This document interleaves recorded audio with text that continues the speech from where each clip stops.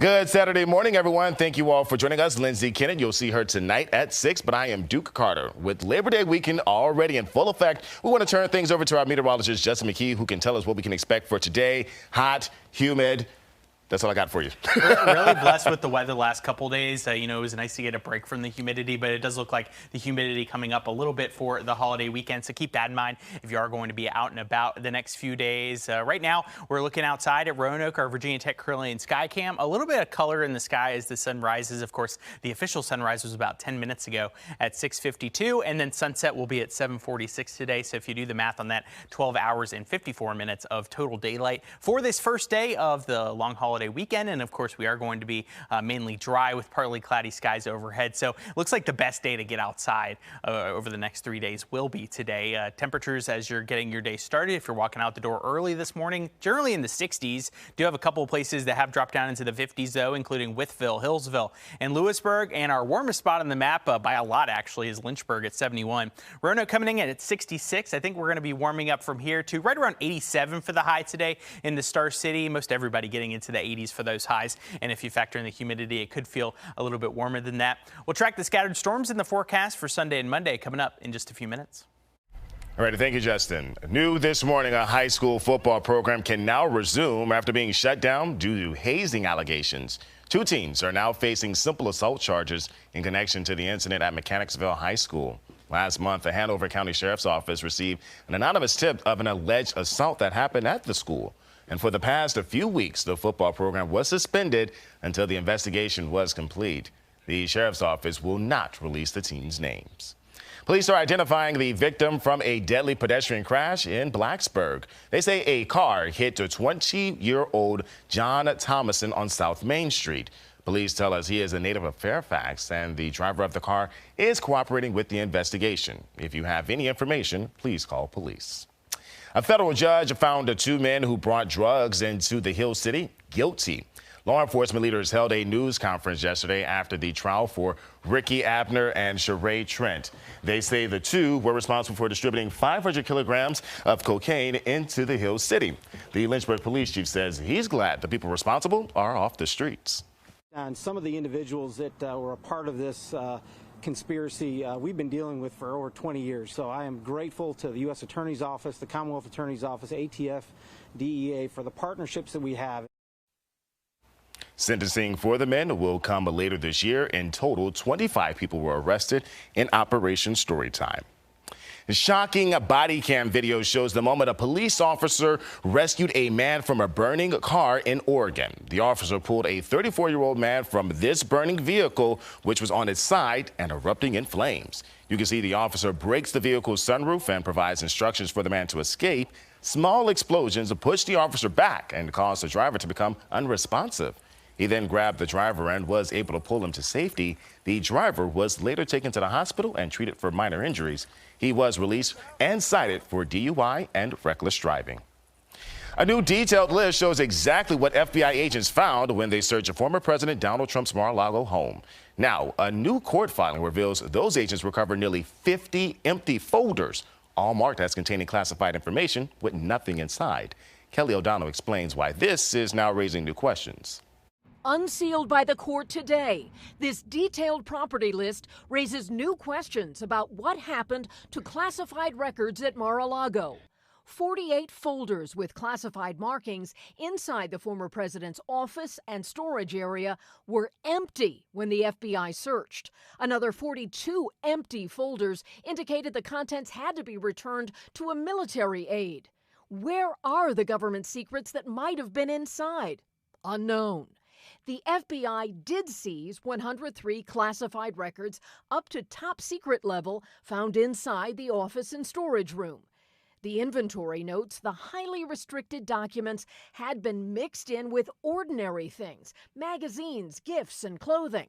For the first time, the Department of Justice revealed that more than 11,000 unclassified, government-owned papers and photographs were also seized. Mr. Trump's spokesman responded, this unprecedented and unnecessary raid was not some surgical confined search and retrieval, but a smash and grab. However, today, former Trump Attorney General William Barr defended the DOJ's actions. People say this was unprecedented. Well, it's also unprecedented for a president to take all this classified information and put them in a country club. Donald Trump's actions contributed to the dire warnings from President Biden last night in Philadelphia about dangers to democracy. MAGA Republicans do not respect the Constitution. Republicans rejected that as an unfair, broad attack on Trump voters. They do want to make America great again. They just don't agree with President Biden's neo-socialist, woke agenda. But today, the president said he thinks most Trump supporters do not support dangerous ideas. They weren't voting for attacking the Capitol. They weren't voting for overruling the election. They were voting for a philosophy he put forward. And people in the Commonwealth are buying more liquor this year than ever before. Virginia ABC reported a gross revenue of $1.4 billion. That's up $60 million from 2021. It's believed the increase is due to more businesses reopening for in-person dining, along with 6 ABC store expansions. Our restaurant licensees really came back in a big way, especially after 2020 and how devastating that was. And so our growth this year was really about licensee growth. According to Virginia ABC, Tito's was the most purchased brand, followed by Hennessy. Due to a referee shortage, some high school football teams are starting to hit the field earlier. Christiansburg High School was one of those teams that played on a rare Thursday night game. That may become more normal for teams across the Commonwealth due to a statewide shortage of referees. The decline in officials started during the pandemic, but this year it's worse.